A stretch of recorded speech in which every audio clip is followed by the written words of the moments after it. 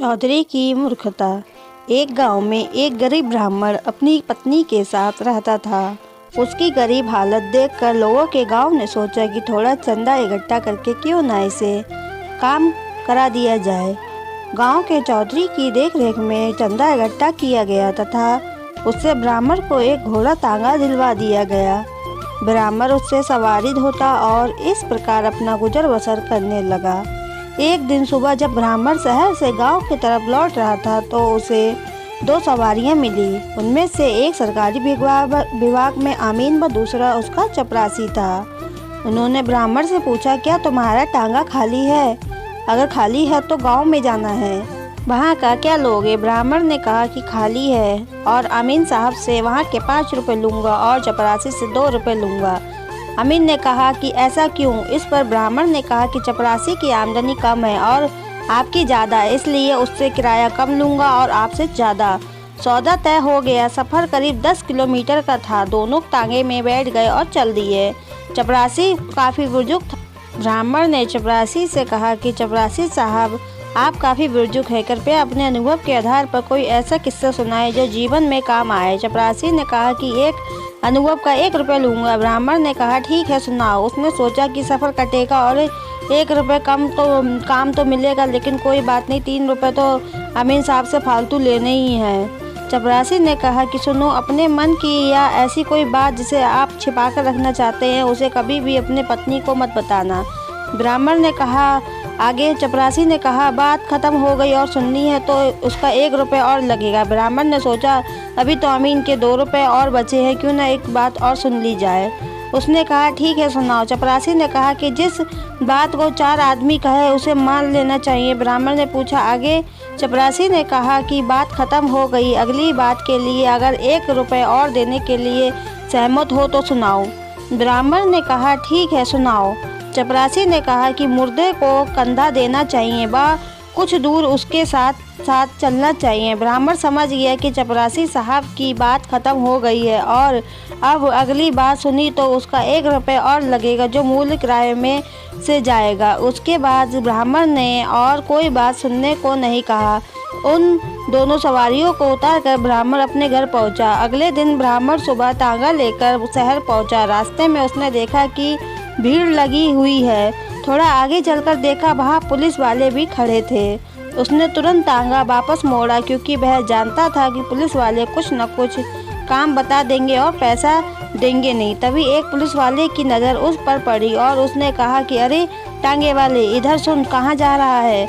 ब्राह्मण रुक गया और समझ गया कि अब तू फंस गया है, आज शाम तक कुछ नहीं कमा पाएगा। पुलिस वाले ने कहा कि इस आदमी का एक्सीडेंट हो गया था, यह मर गया है, इसे पोस्टमार्टम के लिए ले जाना है, इसे उठाकर टांगे में डाल और मोचरी में ले जा। ब्राह्मण ने कई बहाने बनाए, कहा कि उसे काम से जाना है, लेकिन पुलिस वाले ने उसे डांट दिया कि पहले इसे वहां पहुंचा। वहां पर खड़ी भीड़ में से भी कुछ लोग ब्राह्मण से कहने लगे कि ले जाओ, कुछ नहीं होगा। ब्राह्मण को डर था कि पुलिस का मामला है, कहीं उल्टा उसे ही ना फंसा दे। फिर ब्राह्मण को चपरासी की बात याद आई कि जब 4 लोग कहे तो बात मान लेनी चाहिए। उसने सोचा कि आज फंस तो गए ही है, क्यों ना चपरासी की बातें आजमा ली जाए। ब्राह्मण ने मन को समझाया और मृतक को उठाकर टांगे में डाला और चल दिया। अस्पताल पहुंचकर जब ब्राह्मण ने उसे नीचे उतारने के लिए उसे उठाया तो मृतक के शरीर से उसके शरीर में कुछ चुभा। ब्राह्मण ने टटोल कर देखा तो मृतक की अंटी में एक थैली थी जिसमें सोने के सिक्के तथा मोहरें थीं। ब्राह्मण ने उन्हें निकाल लिया और वह अपने घर आ गया।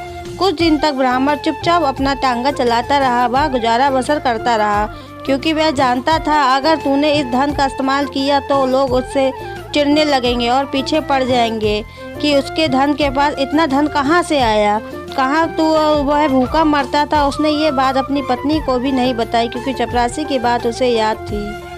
कुछ दिन बाद ब्राह्मण ने अपनी झोपड़ी की जगह एक पक्का मकान बनाया और आराम से रहने लगा। उसके पड़ोस में रह रहे चौधरी को उससे जलन होने लगी कि इसका घर मेरे घर से अच्छा बन गया है, वह भी इतनी जल्दी, इतनी प्रगति। उसने सोचा कि ये ब्राह्मण करता क्या है, जरूर कुछ ना कुछ गड़बड़ है। उनने सोचा कि पहले पता लेना चाहिए कि मामला क्या है। वह कई दिन तक ब्राह्मण के पीछे छिप छिप कर जाता रहा। वह पता करने की कोशिश करता रहा, लेकिन पता नहीं चल सका। थक हार कर जब शाम को वह घर लौटा सोचने लगा कि कैसे पता चले। तभी चौधरी की पत्नी अपने मैके से आई। उसने देखा कि उसके पड़ोस में इतना अच्छा मकान बन गया है। जब उसे पता चला कि ब्राह्मण का मकान है तो उसे भी जलन हुई। वह आकर चौधरी पर लाल पीली हुई कि सुबह से शाम तक 2 किलो तम्बाकू हुक्के में भरकर लोगों को पिलाते हैं, कुछ करते हैं ना धरते हैं। देखो ब्राह्मण ने कितनी जल्दी इतनी तरक्की की है, क्यों ना तुम भी शहर जाकर कोई काम करो। चौधरी ने अपनी पत्नी से कहा कि वह खुद परेशान है। कई दिन कोशिश की लेकिन पता नहीं चला कि ब्राह्मण आखिर करता क्या है। उसकी पत्नी ने कहा ठीक है, यह मैं बताऊंगी। अगले दिन जैसे ही ब्राह्मण टांगा लेकर घर से निकला, चौधरी की पत्नी तुरंत ब्राह्मण के घर पहुंच गई और ब्राह्मण की पत्नी की झूठी तारीफ कर उसे रिझाने लगी कि बहन तुम्हारे कुंडल बहुत अच्छे हैं, तुम्हारे गले में यह हार बहुत सुंदर लग रहा है, तुम्हारी साड़ी बहुत अच्छी है।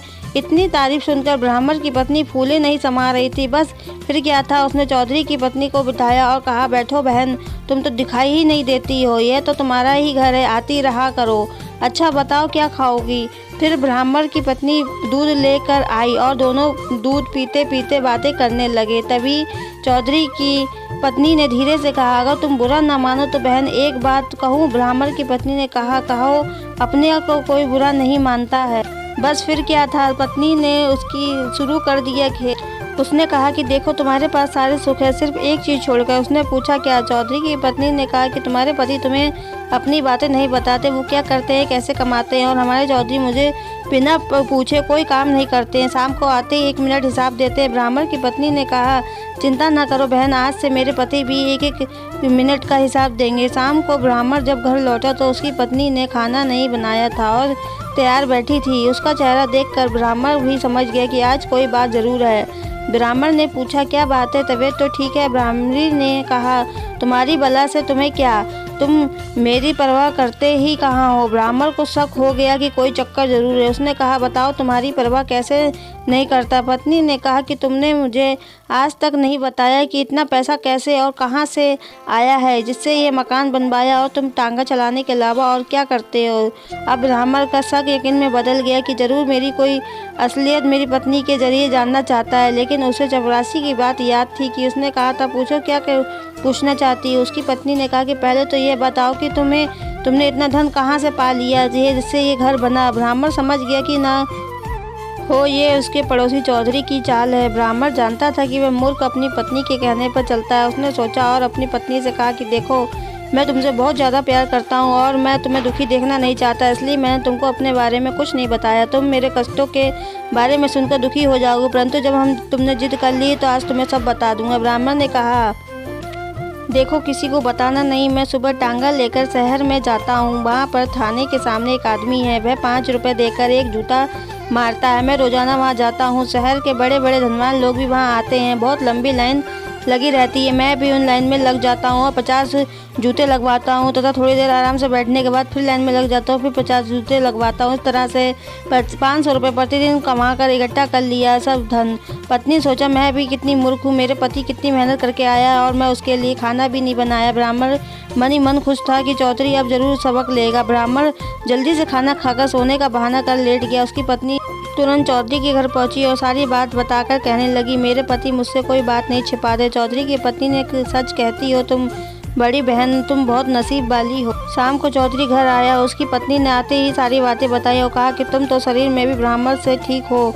वह एक बार 50 जूते लगवाता, तुम 100 जूते लगवाओ। अब तो हमें भी जल्दी पैसे मिलेंगे और हम भी धनवान बन जाएंगे। इसी तरह की बातें करते करते सो गए। सुबह उठकर चौधरी की पत्नी ने खाना बनाया और कपड़े में लपेट कर चौधरी के हाथ में दे दिया और कहा कि जाओ तुम भी देख कर आओ। चौधरी बाजार खुलने के समय से पहले ही शहर पहुंच गया और थाने के सामने पहुंचकर उस आदमी को तलाशने लगा। चौधरी को यह डर था कि लाइन ज़्यादा लंबी ना लग जाए, इसलिए वह इधर उधर देख रहा था। उसने थाने की दीवार के ऊपर से थाने के अंदर झाँक कर देखा। 2-3 बार ऐसा करने पर थाने में बड़े संतरी को उस पर शक हुआ और उसे बुलाकर उससे पूछा क्या बात है तथा उसकी तलाशी ली गई। चौधरी ने बताया कि मैं उस गांव का चौधरी हूँ और यहाँ कोई आदमी 5 रुपए देकर जूता मारता है, मैं भी लगवाने आया हूँ। सिपाही ने कहा कि ये कोई पागल है, ऐसे जाने वाला नहीं है। उसने कहा कि हाँ यहाँ पे कोई मारता तो था लेकिन अब रेट कम हो गए हैं इसलिए ग्राहक आते नहीं हैं।